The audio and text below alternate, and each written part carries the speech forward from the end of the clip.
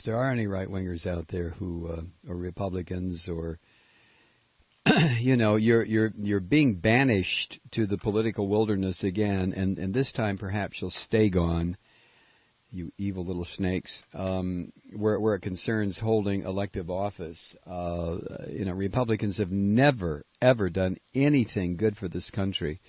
They just have not. We've tried and tried and tried and tried to find something we can point at and say, well, this is what Republicans did. Somebody said, well, the interstate highway system under Eisenhower. The fact is that that started under Truman. Eisenhower was president when it was funded.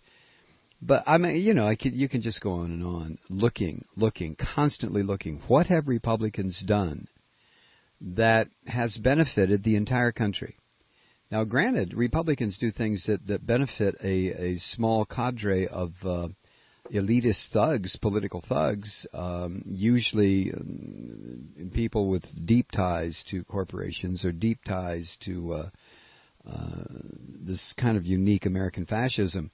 But where it concerns the common good, to use a quaint term from the past, the common good of people in this country, I've never been able to find a single thing that has been, in an overarching sense, good for America, good for children, good for older people, good for the middle class, good for the working class. Never, not once, not ever.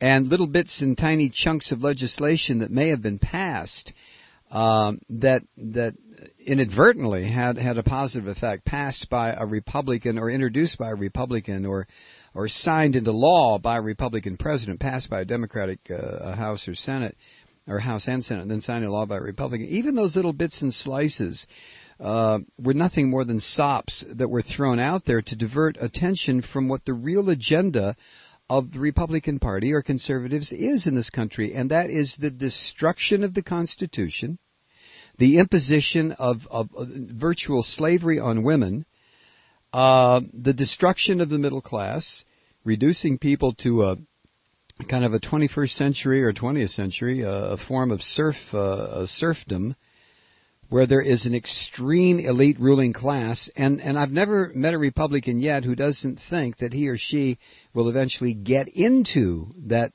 elite ruling class, that top 1%. And this is where the real ruling class laughs at these people, just laughs at them, say, yeah, go ahead, keep listening to Limbaugh. Sure, eventually you can be just like me. Yeah. Keep telling yourself that, monkey. Keep telling yourself that.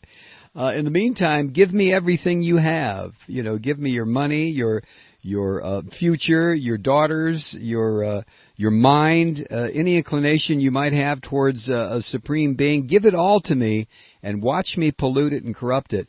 But in the meantime, I will convince you, I being the right-wing elite ruling class in this country, I will convince you to vote constantly against your own best interest.